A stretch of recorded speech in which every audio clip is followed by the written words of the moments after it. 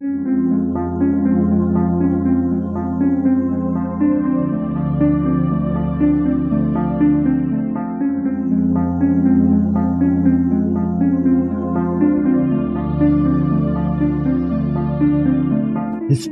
tells the story of the world and of our lives. Sometimes that history goes bump in the night.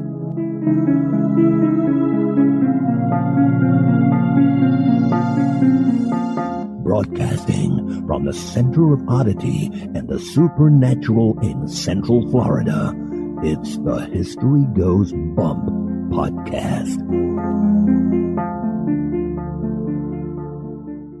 Hello, you spooktacular people. Welcome to this 348th episode of the History Goes Bump podcast. Ghost tours for the theater of the mind. I am your host, Diane. And this is Kelly. Kelly, on this episode, we're going to be doing a few locations that are in Cape Cod. Awesome. We're going to start off with the Orleans Waterfront Inn, and there wasn't a ton of information about that, so I'm like, I wonder if there's some other haunted stuff nearby.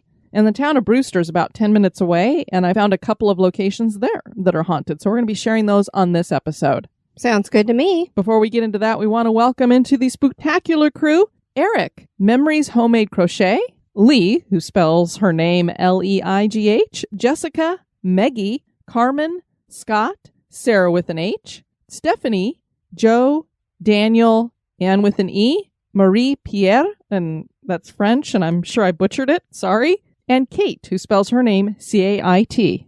And Lee may be Lay. That's possible, too. My aunt has that spelling, and that's how you pronounce it. So let us know if we mispronounced your name, please. Welcome to the crew, everybody. And now, this moment in Oddity.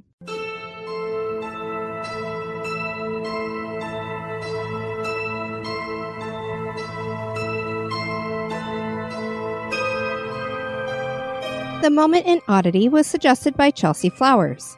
Cliff Young was an unlikely competitor. He was an Australian farmer who was 61 years old, and he showed up to the start line of the annual Sydney to Melbourne endurance race wearing overalls and work boots in 1983. The young professional athletes getting ready to run this race probably figured that Cliff was there to watch. And that makes sense, considering that this race is 544 miles long and considered one of the world's most grueling races. Most athletes took 5 days to complete the race. Everyone was shocked when Cliff picked up his race number. His fellow competitors mocked him and said he would never finish the race.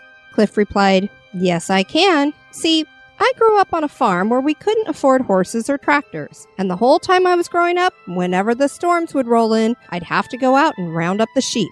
We had 2,000 sheep on 2,000 acres.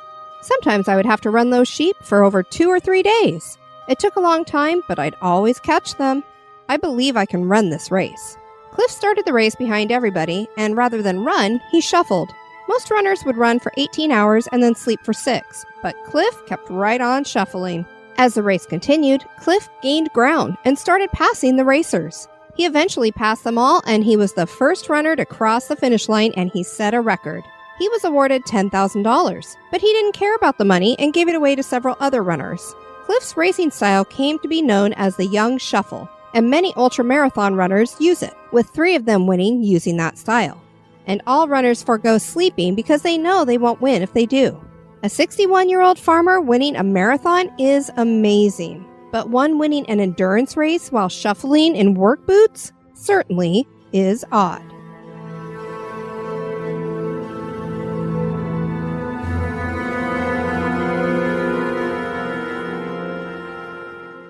This history podcast is haunted. And now, this month in history.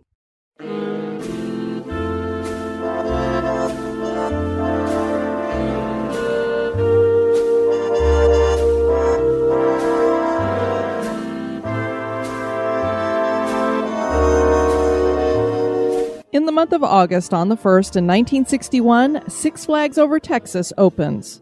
The Six Flags Park in Texas would be the first park in the Six Flags chain. The park was located in Arlington, Texas on 212 acres and took 1 year and $10 million to build. Six Flags Over Texas would pioneer many rides and concepts that are now the standard for amusement parks. Here one would find the first mine train ride, log flume, 360-degree looping roller coaster, parachute drop, and river rapid ride. An all-inclusive admission price ticket rather than the standard individual ride tickets was introduced by Six Flags too. Surprisingly, the man who built the park was an oilman and real estate developer who'd thrown the park up on some vacant land as a temporary way to make a quick buck. The success of the park changed his mind about this being a temporary place. And the name Six Flags has a historical meaning behind it. 6 different flags have flown over the state of Texas: France, Spain, Mexico, the Confederacy, Texas, and the United States.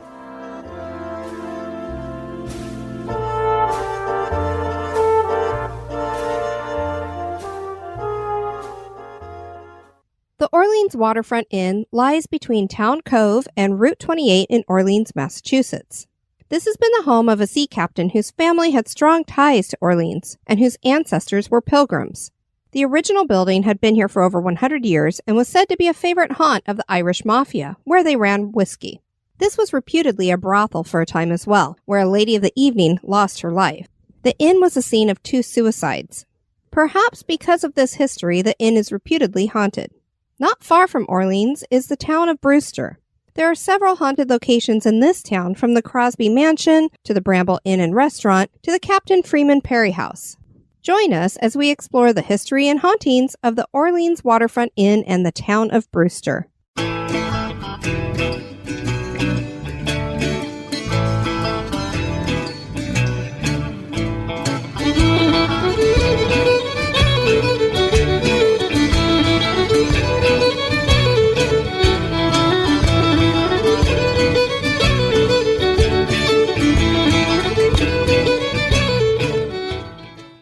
Constance Hopkins was the first pilgrim to spot Cape Cod from the Mayflower, or so we've been told.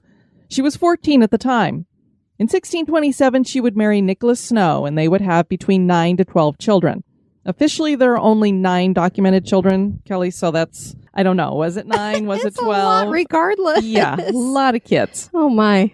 Her descendants would be integral in the formation of Orleans. Some of the pilgrims who founded Plymouth Colony were not happy with the size of their land tracts nor the soil. Apparently, it wasn't real great for gardening. So in 1693, they decided to leave and found a separate settlement. At the time, this was just a southern parish of Eastham. Later, it was named Orleans in honor of Louis Philippe II, who was the Duke of Orleans, and the town would be officially incorporated in 1797. Constance's descendant, Isaac Snow, was part of that effort to incorporate. The town chose a French name to honor the French for their support during the Revolutionary War. Today, Orleans is known as the Jewel of the Lower Cape. There are 46 miles of saltwater shoreline and 12 miles of freshwater shoreline, depending on which side of the village one is located. So you get the best of both worlds here. It sounds lovely. It looks beautiful from what I've seen, and I've been on Cape Cod, and obviously, so I know Cape Cod is beautiful pretty much wherever you're at, as long as it's not winter. I haven't been there in the winter, so I don't know, but I know during the summer it's very nice. Yeah, that's always a standard comment from you. Exactly. Anything north during the winter. Yeah. The Cape supported several industries, from whaling to fishing to agriculture to salt works. Aaron Snow Jr. was another descendant of Constance, and he would build a wharf near Town Cove. He used timber from a vessel that was shipwrecked on the dangerous Nauset Shoals. His business was running a schooner called the Nettie M. Rogers, and Aaron would sail up and down the New England coast, transporting fuel, oil, and grain.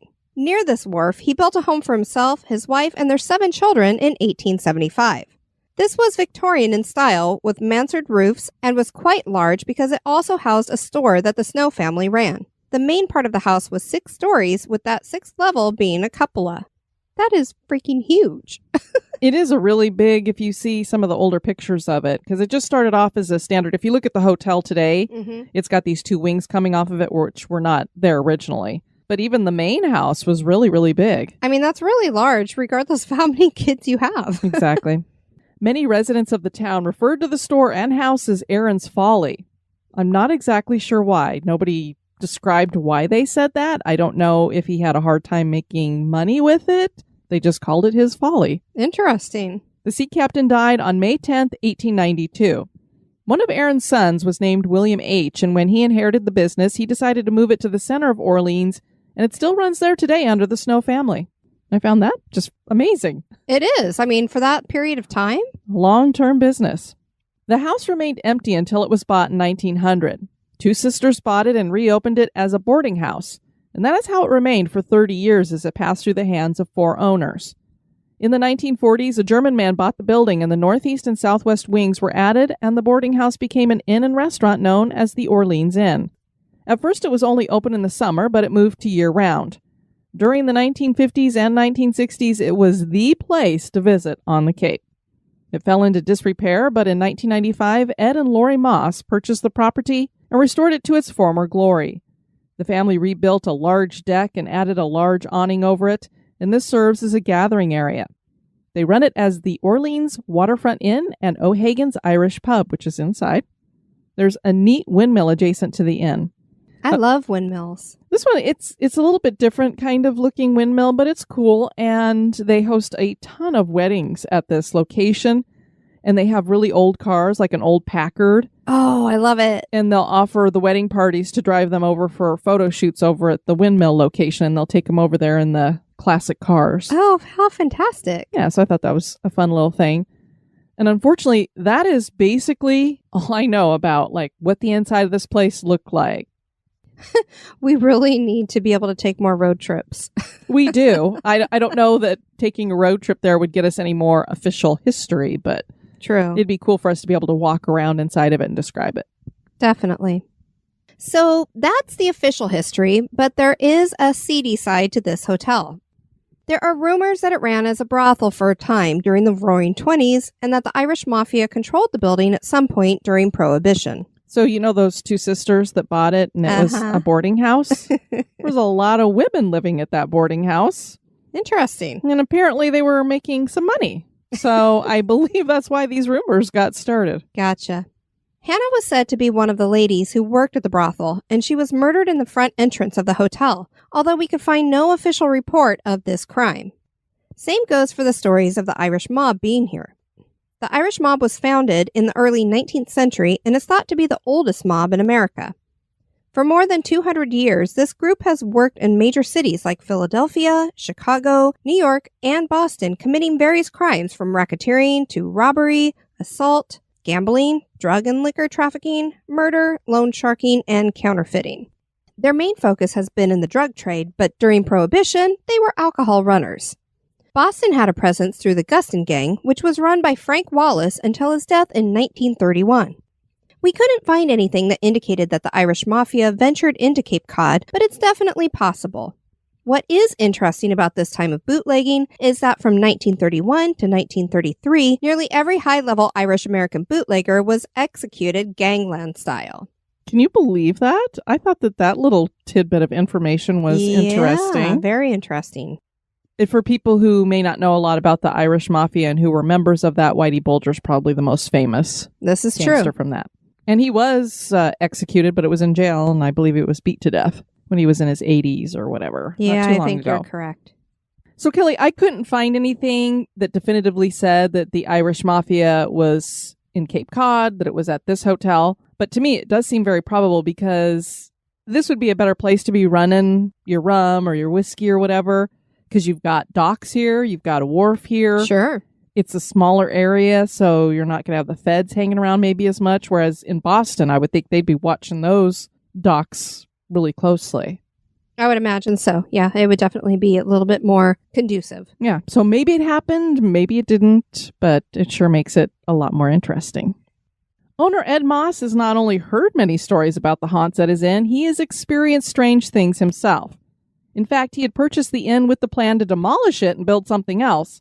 But when he and his wife walked through it and felt a blast of cold air, his wife declared that they should save the hotel for the ghosts. Awesome. I love her. She is a friend of ours, that's for sure. You can't tear this thing down. There's ghosts here.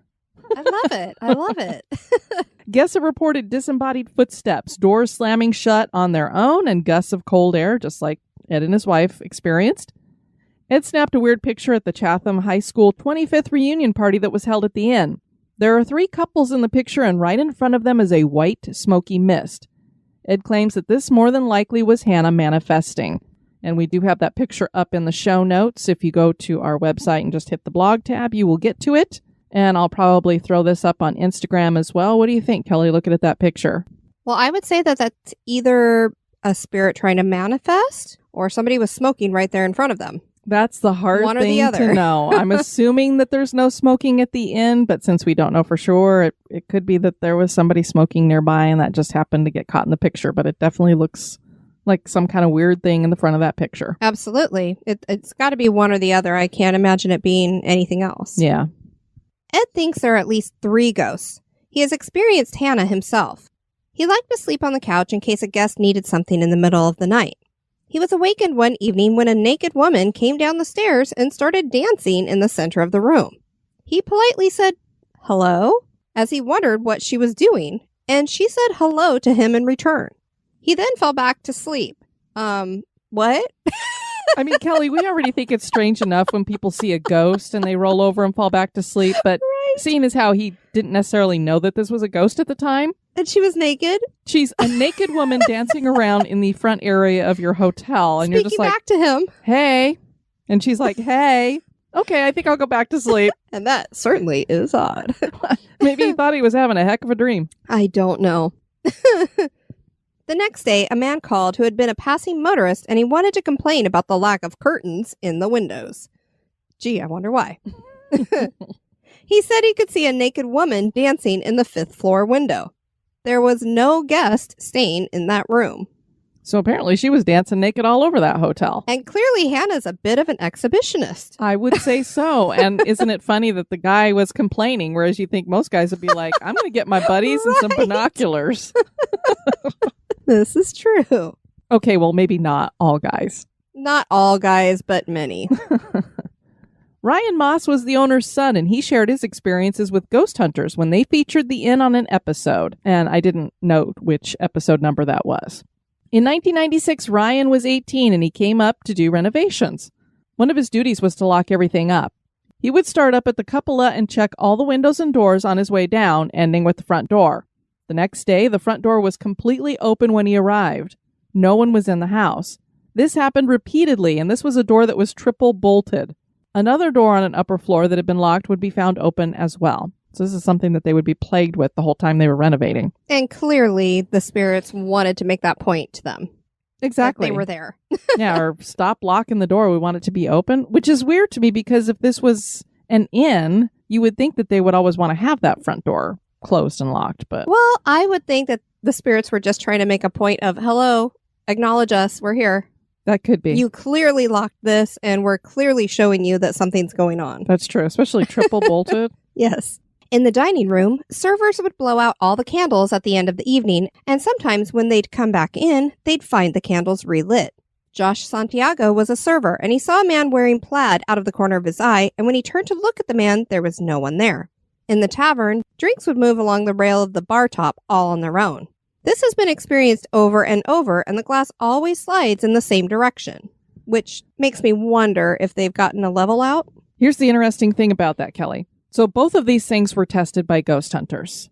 They tested the candles because I believe they were gaslit candles. So they were thinking that maybe if they'd been going all night long, they'd still be kind of warm, and so they might relight themselves. Sure. So they lit it up at the beginning of their investigation, blew them out towards the end to see if they would relight. Did not relight. None of them did.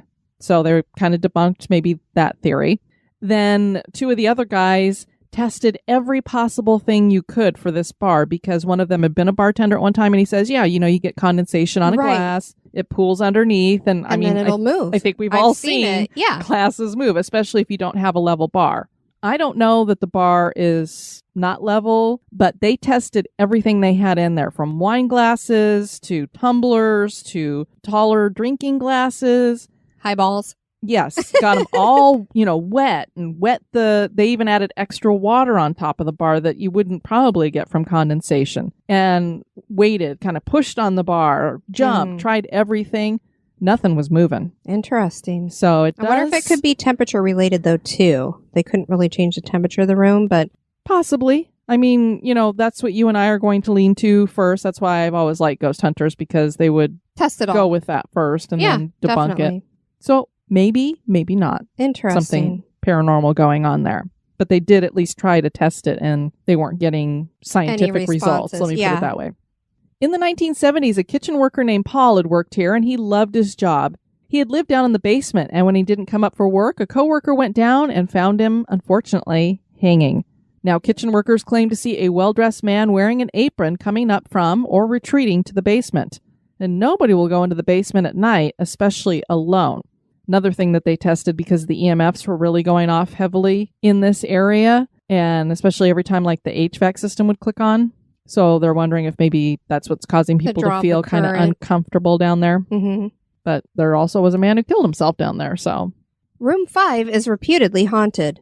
A former guest had checked in claiming that she only wanted a room for the weekend, but she ended up staying for 3 months and wouldn't let anybody come into the room. During that time, she slowly unraveled into a breakdown. Another woman checked into this room on another weekend, and she seemed to be driven crazy in that room too. Other guests claimed to hear weird noises coming out of the room like a pack of wolves. I've never heard anything like that before. So this was the woman making a noise that sounded like that. Yeah, so when you say it sounded like a pack of wolves in the room, they could tell that it was the woman making that kind of a wolf noise. Bizarre. Ryan Haas has said it scared him to death. They had to get the cops to take the first woman out, and the family of the second woman had to come get her out. Room 4 is another haunted room. Ryan's sister once saw a figure in the mirror of this room. The cupola was the scene of another suicide.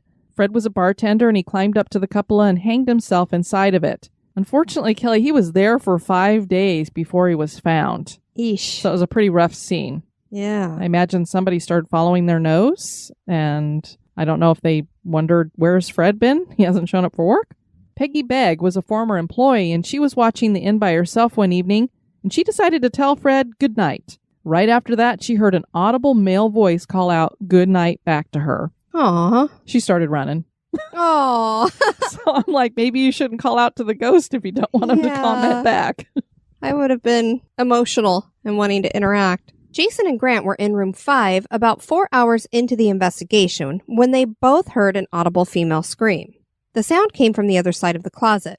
They both also heard a male voice mutter something later in the evening. Amy and Chris investigated room 4. This is a room that is said to have a ghost cat. The ladies tried to make contact with Hannah, and while they were doing an EVP session, they heard noises coming from the bathroom. Amy figured out that it was the shower curtain. They decided to do the flashlight experiment in that bathroom. The flashlight turned on to indicate that the spirit understood, and then it was turned off on command. The flashlight started turning on to indicate yes. They believed they were talking with Hannah, and she indicated that a customer had murdered her. The ladies then heard footsteps coming from above them, which was the cupola.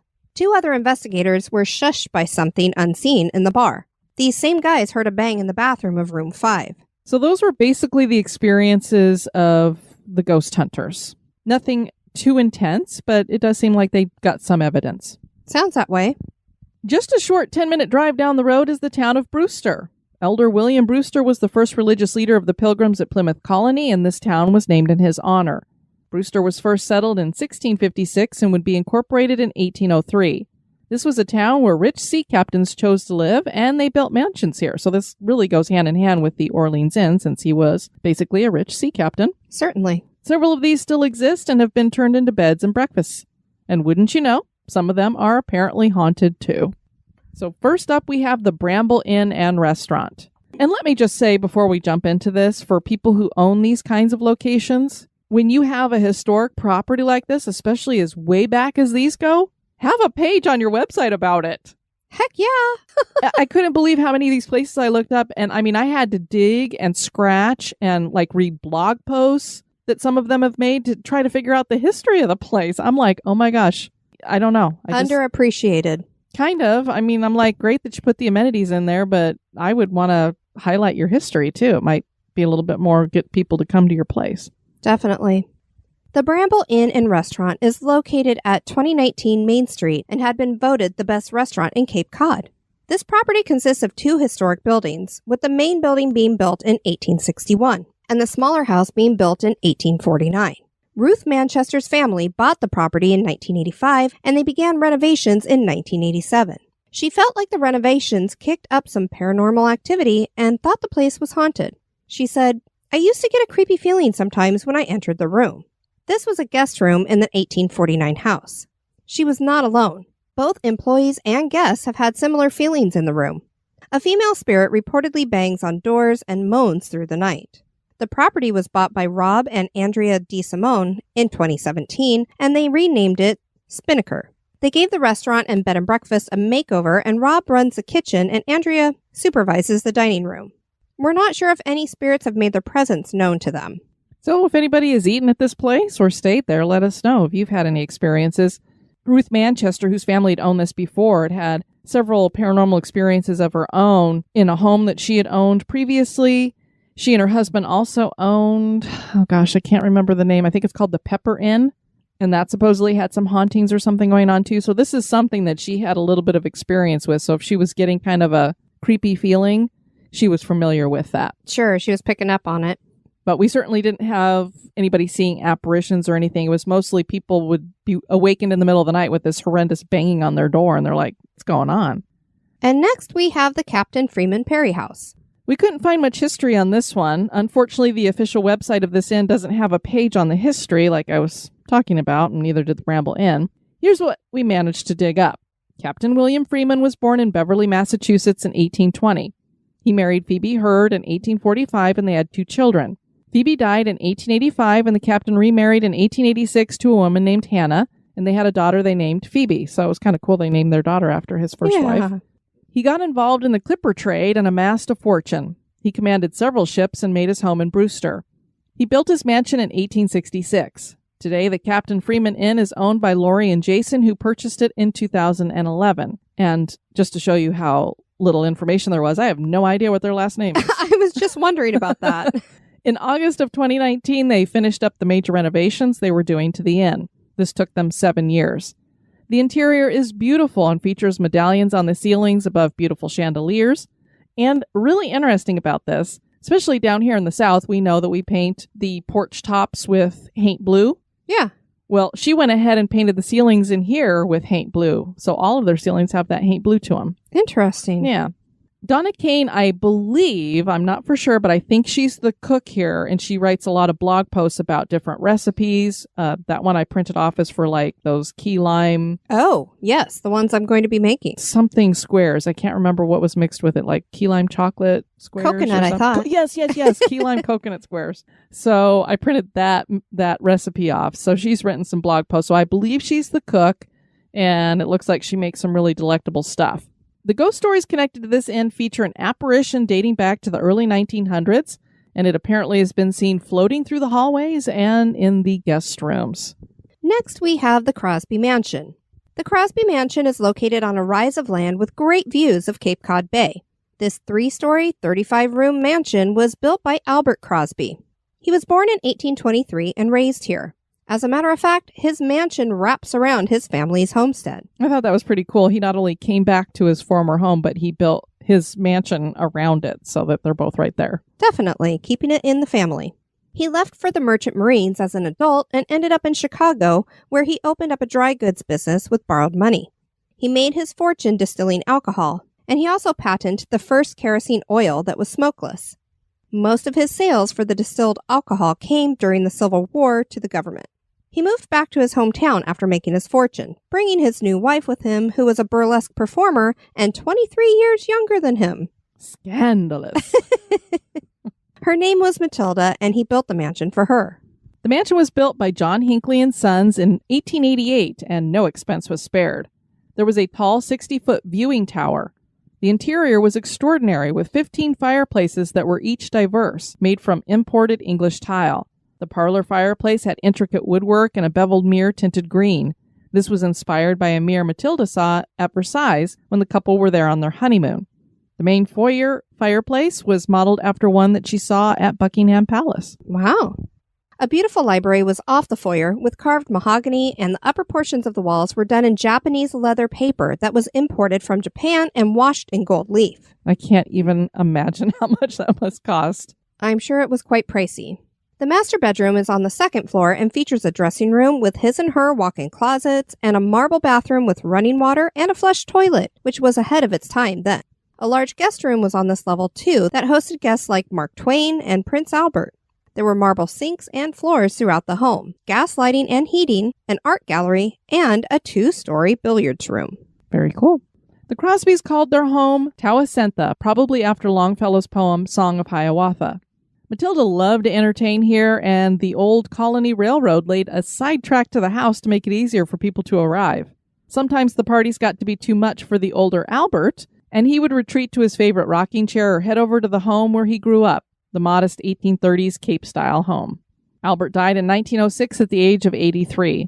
Matilda decided to open the gallery to the public one day a week in summer, and the town in return gave her a break on taxes. Matilda died in 1928, and the mansion passed to her grandnieces, and they later sold it. Martha Atwood was an opera singer, and she bought the mansion in 1938. She opened a music school there, and Kirk Douglas even studied there. The school went out of business during World War II. Then the mansion just sat vacant until 1950.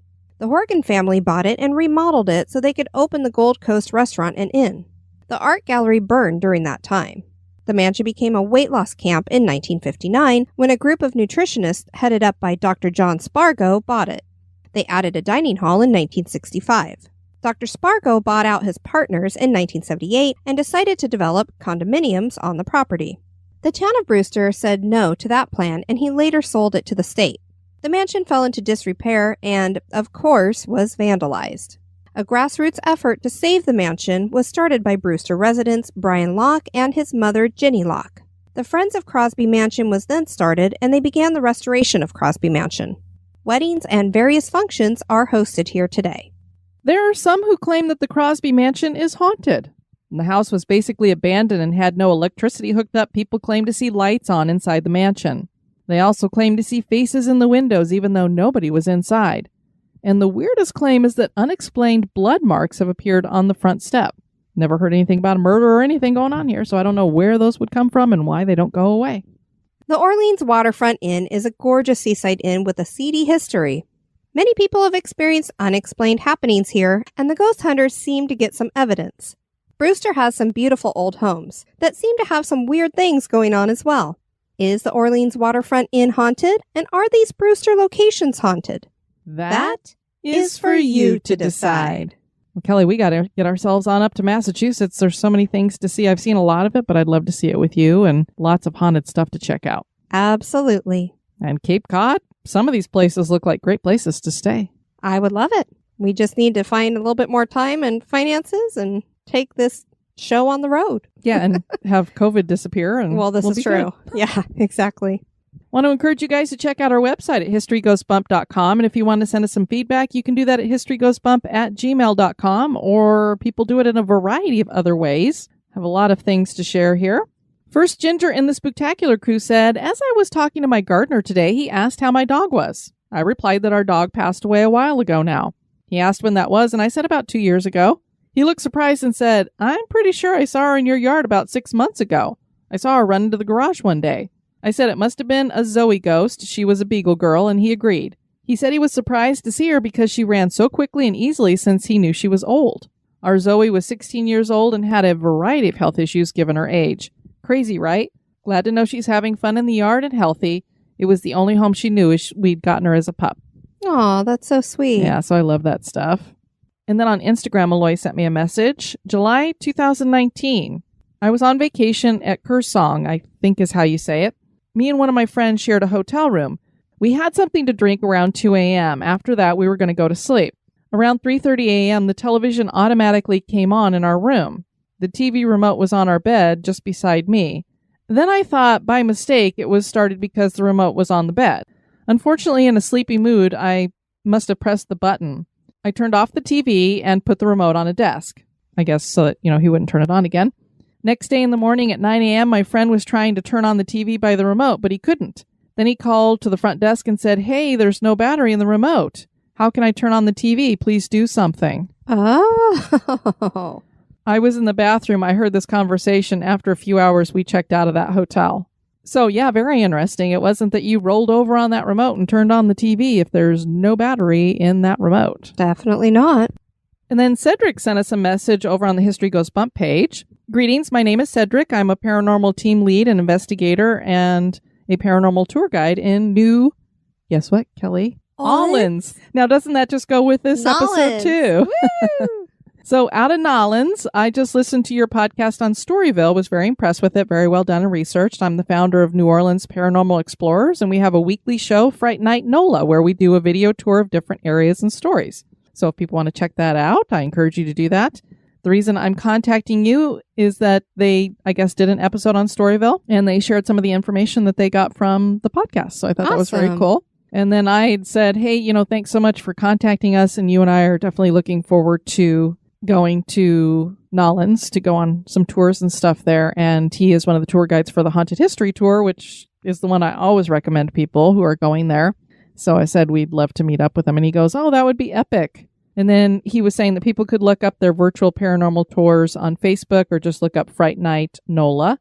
Yeah, so very cool. I'm very much looking forward to going there.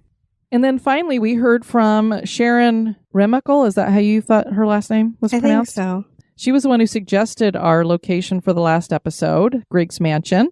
Hello, ladies. What a great surprise to see that you added my suggestion to your podcast. I was very impressed with the depth of your research and found out some things I wasn't aware of. Now to talk about my experiences when I worked there in the early 60s. But first, I want to give you an idea of the layout of the building. Not only were art classes taught here, but it also served as the beginning of the St. Paul Art Museum. On the first and second floors, all rooms had been emptied of period furnishings and decorations, leaving empty rooms that served as exhibition areas for artwork of all kinds either owned by the museum or on loan. I don't remember a lot about the artwork on display, but on the second floor there was a room filled with Japanese cultural items, and on the first floor, in the biggest room, was an exhibition of African art. One of the perks of working there was that when not doing admin things, helping others with projects and cleaning up the fourth floor after art classes, I got to wander through these rooms with a sketch pad in hand. As far as I remember, the third floor was off limits, and it was where supplies and workshops were located. Besides the art studio on the fourth floor, it had also been the servants' quarters and had several small rooms along a hallway that led to the back stairs. The art center only moved out of the building because St. Paul had built a science museum, art museum complex in the downtown area, making it more accessible to people. The house itself was awesome. Turret towers that made it look like a castle. Inside there were wooden floors throughout, with the exception of the admin area, which used to be the kitchen, which had tile. Some rooms had the most beautiful carved fireplaces. They were non-functioning, though. Most of the windows had plain glass in them, but a few were stained glass. The main staircase was the focal point of the place, with carved wooden banisters and posts. The wooden wall panels were made of a dark wood and had some carving on them. All in all, even stripped of its Victorian legacy, it was beautiful. My first impressions when I started working there was of heaviness or sadness, not very cheerful. I just assumed that it was because of the darkness of the walls, the high ceilings, the sandstone blocks it was built from, and a lack of sunlight coming in. Kind of like roaming through a deserted building. The only area that didn't have this feeling was the fourth floor art studio, probably because of the huge skylight that kept the art studio bathed in sunlight. And I did post up on our Instagram pictures of it back in earlier times, and then what it looks like now with the skylight there, and it is huge. Nice. And this was where a lot of human activity with the classes were being taught. But strangely, this is where most of my experiences happened. So in the place with most of the brightness and everything. I always agree that you don't have to turn off the lights to investigate. Nope. It can be during the day, during the evening, what have you. Most of the things I experienced on the fourth floor would happen when I'd be up there alone, cleaning and straightening up things after classes. And boy, were those art students messy. I would occasionally hear footsteps from the hallway connecting to the servants' stairway. Or sometimes they seemed to come in the room from the main door. At times I heard sounds like people talking, but inaudibly. Once I thought I heard furniture being moved in a small meeting room off to one side, only to find nothing had been moved. Occasionally I would feel as if I were being watched, with no one there. The most significant experience was towards the end of my 3 months there. I was asked to do an inventory of the supplies in a small closet off the main room. I was quite warm as I worked, so I got a glass of water, but as I returned to the closet, I looked down the servants' hallway and saw a woman walking towards the back stairway. All I remember is that she was wearing a white blouse and longish black skirt, and I didn't recognize her. I was concerned since I hadn't heard her walk through the studio area. I never asked any of the people working there about the other things that I experienced, but this time I did, and was basically told they hadn't seen her, even though the back stairs ended up near the kitchen area. I do believe that the people who worked there were very much aware of what was going on, but never talked about it. Curiously, there was an unwritten rule that everyone had to be out of the building by sunset. Since all of the good stuff seems to have happened in the mansion at night, interesting, don't you think? At first, when I noticed strange things, I put it off to my imagination or the creaks and noises you hear in creepy old houses. But besides hearing footsteps in some of the rooms downstairs, a few times I ran into cold spots where the hair on my arms would stand up. But always I was alone when these things happened. I had no idea of the reputation of this house whatsoever. I didn't even know it was called the Griggs Mansion until I found the book in 1980. Isn't that interesting? Wow. I think I felt that the problem with me was because of my sensitivity to psychic energy and that others didn't run into the same things, and I just accepted what was happening as normal. At no time did I ever feel frightened or in danger of any sort, and as time went by, I filed these experiences in the back of my mind and I forgot about them. Until I learned the full story of the mansion when everything came flooding back, surprise, surprise. One of the experiences that you discussed was that floating baby's head above that guy. So here's her theory about that. The mansion sits on a very high hill that goes down to what used to be a residential street. It's now a highway. In front of the mansion, it's nice and flat Summit Avenue, but in the back is where the hill starts. Halfway down this hill is a building built around the 1900s that housed a children's hospital up to the early 80s. Oh. My own son was a patient there when he was born in 1976. Later, it was turned into an apartment building where one of my aunts lived, one floor down from what had been the pediatric ICU. Between the mansion backyard and children's back wall is a service road that I frequently used as a shortcut. And across the street in front of the children's hospital is a large hospital that used to be known as St. Luke's, built in the 1880s. I worked there for 3 years and even gave birth to my son there. Imagine all the psychic energy that has been generated by 2 major hospitals within throwing distance of the mansion. Combine that with all of the quartz-impregnated sandstone the mansion was built from. Isn't it possible that the mansion was acting as a collector of sorts, with some spirits being drawn to it over the years? Something to think about. I could definitely imagine so. And in case you guys hadn't noticed, we do have pinned up at the top of the Spooktacular Crew, and I also have it pinned over on the History Goes Bump page on Facebook. We now have the Flash Fiction contest going on. The deadline is midnight Eastern Time on September 6th, 2020. Word limit is 1,000. If you go over a tad, that is fine. Try to keep it to that. We've had people ask about what if it isn't 1,000. There is no minimum, so you can write a shorter amount of words if you choose. Subject is to be creepy or scary, but please keep it within a lower R rating, so no gratuitous sex or language or gore. Something you wouldn't mind your teenagers reading, because we will be reading this on the air, and we try to keep it clean. Of course, the prizes every year remain the same. Everybody will get a medal. Third place gets their choice of a t-shirt, and their story will be read on the anniversary show. Second place, you get a choice of a long sleeve t-shirt and your story will be read on the air. And first place gets their choice of a hoodie sweatshirt and their story read on the air. And then we usually always have a couple of runner-ups that we share as well. So good luck and send your entries to historygoesbump@gmail.com and please put in the subject line Flash Fiction Contest 2020. Can't wait to read them. I want to thank you guys for listening to this episode. I've been your host, Diane. And this has been Kelly. You take care now. Bye-bye. This episode has been brought to you by our executive producers. Dispatches from the Grave Digger.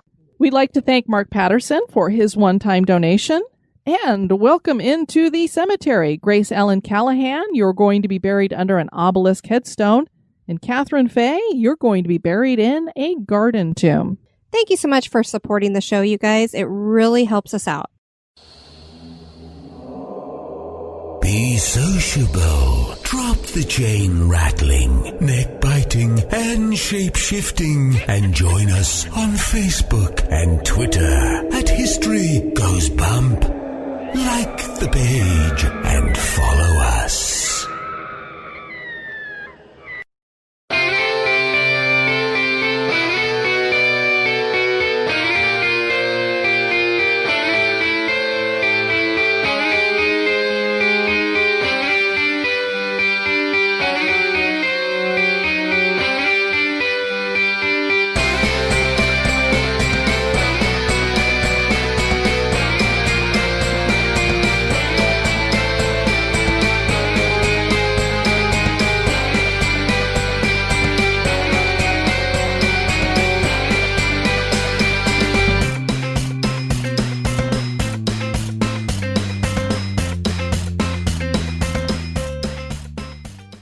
Ghost Tours for the Theater of the Mind. I am your host, Diane. And this is Kelly and Riley and Mia.